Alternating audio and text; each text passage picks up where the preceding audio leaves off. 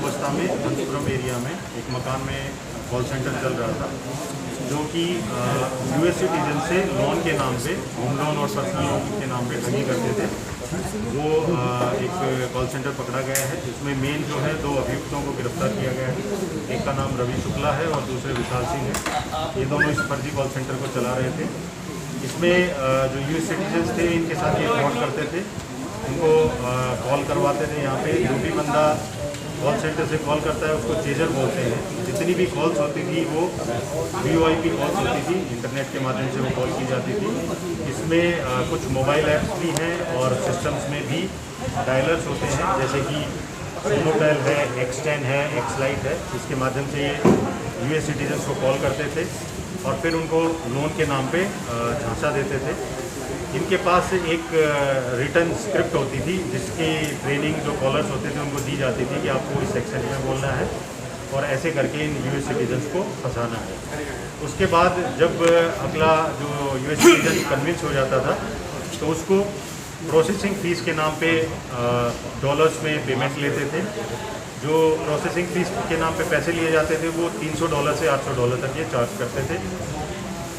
जब processing fees के नाम पे इनको पैसा मिल जाता था, फिर ये उनको फाइल क्लोज करने के नाम पे भी फ़ीस लेते थे। लोन के इंश्योरेंस के नाम पे भी कुछ फ़ीस उनसे लेते थे।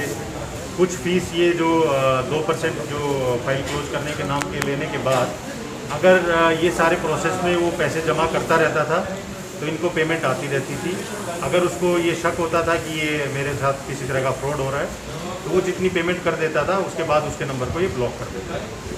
कुछ लोग इनको जब कॉल करते थे और ये कहते थे कि सर हमें लोन नहीं लेना है, हम कैंसिल करना चाह रहे हैं, तो कैंसिलेशन के नाम पे भी उनसे ये डॉलर्स में पेमेंट लेते थे। जो पेमेंट लेने का तरीका था, ये 3 माध्यम से ये पेमेंट लेते थे। एक वायर ट्रांसफ़र के माध्यम से, जिसमें कि यूएस का कोई अकाउंट होता था, उसके माध्यम से पैसा आता था।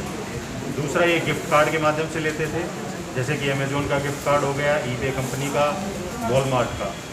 उन ईबे और इनके जो गिफ्ट कार्ड्स होते थे उनको एनकैश करने के लिए एक नोएडा का एक बंदा था, वेंडर था, उसके माध्यम से ये उनको एनकैश करवाते थे। और तीसरा ये बिटकॉइन जो क्रिप्टो करेंसी है उसके माध्यम से भी पेमेंट्स लेते थे। इसके लिए इन्होंने अपने मोबाइल फ़ोन में WazirX और एक कॉइन स्विच ऐप है वो डाउनलोड कर रखी थी, जिसके माध्यम से ये पेमेंट्स लेते थे। अभी तक इनके कुछ अकाउंट्स आइडेंटिफाई किए हैं। अभी तक की जानकारी में जो बिटकॉइन पे पेमेंट ली है वो 5 से 7 लाख रुपए ली है। बाकी जो गिफ्ट कार्ड और अन्य माध्यम से जो पेमेंट ली है उसका हम डिटेल्स निकलवा रहे हैं, जैसे निकलाएंगे आपके साथ।